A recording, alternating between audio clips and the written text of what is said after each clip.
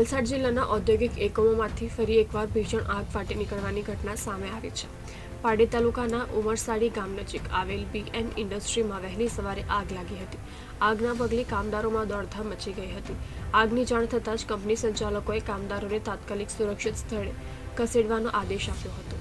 ત્યારબાદ ફાયર વિભાગને જાણ કરાતા પારડી ફાયર વિભાગની ટીમ ઘટના સ્થળે દોડી આવી હતી, પરંતુ ભીષણ આગના પગલે વલસાડ અને વાપીની ફાયર ટીમોની પણ મદદ લેવામાં આવી હતી. ભારે જહેમત સાથે ફાયર ફાઇટરોએ આગ પર કાબૂ મેળવવાના પ્રયાસો હાથ ધર્યા હતા. આ તરફ બનાવના પગલે પારડી મામલતદાર સહિત પોલીસ કાફલો પણ ઘટના સ્થળે પહોંચ્યો હતો. આગનો ધુમાડો દૂરથી દેખાતા સ્થાનિકોમાં ડર સાથે કુતૂહલ સર્જાયું હતું. જોકે આગ લાગવાનું ચોક્કસ કારણ જાણી શકાયું નથી, પરંતુ શોર્ટ સર્કિટના કારણે આગ લાગી હોવાનું અનુમાન લગાવવામાં આવી રહ્યું છે. જોકે પ્રાથમિક માહિતી અનુસાર આ દુર્ઘટનામાં કોઈ જાનહાનિ નહીં થતાં લોકોએ રાહત અનુભવી હતી. પારડી તાલુકાના ઉમરસાડી ગામે બીએન ઇન્ડસ્ટ્રીઝ આવેલી છે. બીએન ઇન્ડસ્ટ્રીઝમાં એલ્યુમિનિયમના જે ટીન આવે છે એને ક્રશ કરીને પાવડર બનાવવામાં આવે છે.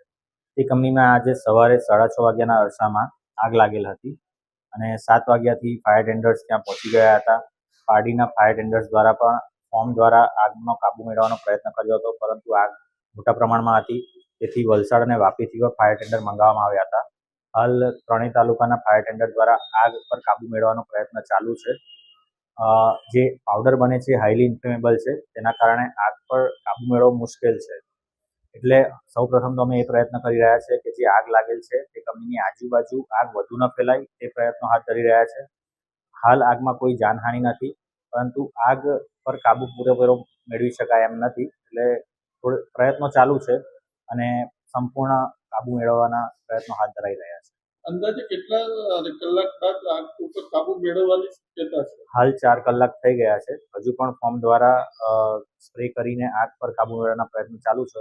લગભગ આવનારા 5 કલાકમાં બીજા 5 કલાક લાગશે, જેમાં આગ પર કાબુ મેળવી શકાશે.